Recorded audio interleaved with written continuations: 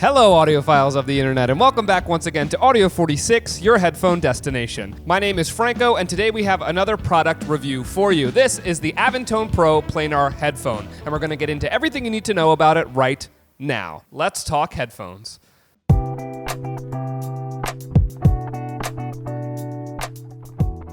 Your box is pretty standard here. I'd say a medium size with a photo cover on the front and nice black and red color scheme. When you open it up, it flips open to reveal your headphones in a foam insert. Underneath that, you have all of your accessories. There are two cables included. One dual-sided 3.5mm cable, as well as another 3.5mm single-sided aux cable with detachable quarter-inch adapter. Very interestingly here, there is no hardshell case or even soft carrying pouch. Instead, Avantone includes what looks basically like a tote bag here in the bottom of the box. It has Velcro and a button to seal shut, and there is a zipper compartment, I assume for carrying the cables or any other extras you have. I honestly don't hate it. It's certainly a weird choice and not the most practical, but it's eco-friendly, and I do like how out of the box it is. As far as the design, it seems to me that these are trying to set themselves above the rest of the pack a bit here with their aesthetic choices. The rounded type rectangular shape of the housing is not very usual for Planars, and in fact, to me it is reminiscent of the shape of the Stax L700, which gives these a bit of a more higher end association. The frame and the yokes are thin, but they are made of metal and they feel pliable without being brittle. The headband is also kind of a one-size-fits-all adjustment mechanic where it will automatically extend when you put it on your head. I found this to work really well. It stayed in place and there was no sliding around. Most importantly, it was comfortable. The grill on the ear cups has a beehive, honeycomb looking pattern design on it, which I love, and I think also looks very unique. The only plastic you'll see is on the side of the ear cup here, but the grill is fully metal as well. These weigh about a pound, and even though they are pretty comfortable overall, especially with the light cushioning on the ear pads, these are going to be a tad taxing due to the weight. They are also very big and protrude a lot, so just a thing to keep in mind depending on your style. The biggest feature of this headphone, obviously, is that 21 micron PET planar magnetic driver on each side, which itself tells you everything you need to know about the aims of this unit. These seek to provide reference style, studio quality sound with the focus on accuracy, detail, and clarity.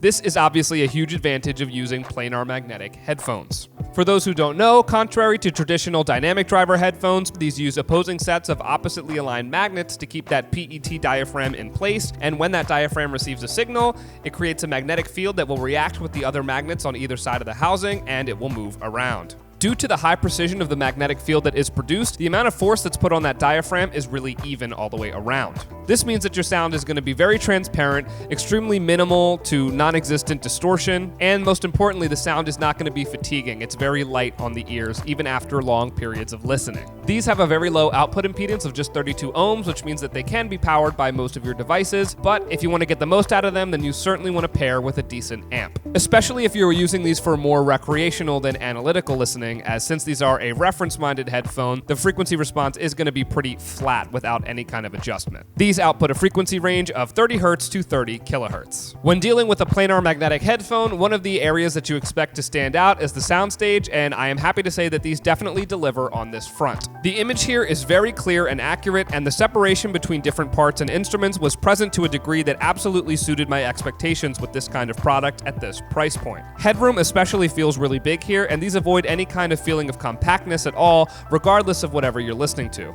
For studio applications, these are going to be especially good if you're doing any kind of sensitive mixing because of the range and depth of that stereo field. This continues naturally onto the sound quality, starting with the fairly flat and neutral bass. In my observation, I would say that these headphones meet the level of whatever sound you are putting into them, so to speak. Songs that are more bass heavy will reveal a bit more extension, especially when given a boost to the EQ, but surprisingly this will not affect any of the other frequencies and everything has a pretty good amount of space here. Just playing with the rudimentary EQ on my Samsung Music app and listening paired with the iFi Nano, I found that these revealed a lot more character and low-end depth without sacrificing anything higher up the frequency spectrum. Speaking of which, the mids carry on the theme of being very flat and very neutral, but with a lot of great, clear detail. The resolution is accurate and exceptional. It provides all the detail you want with virtually no colorization, and all the mids are slightly tilted toward the front here for a great effect. Unsurprisingly for a planar, the treble is the real highlight here. These frequencies have easily the most colorization of any of the frequencies on these headphones, headphones,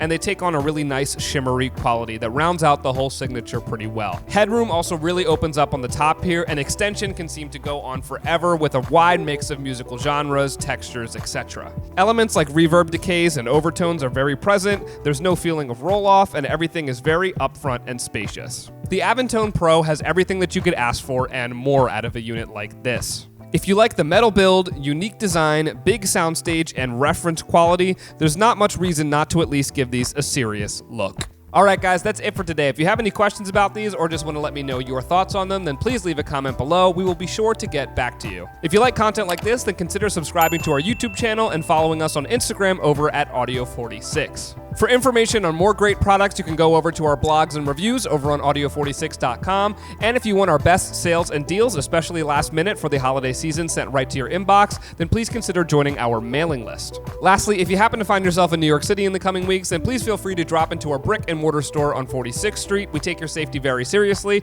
and you can try out a whole bunch of gear for yourself. Thank you guys so much for watching. Once again, my name is Franco with Audio46, and I will see you all very soon.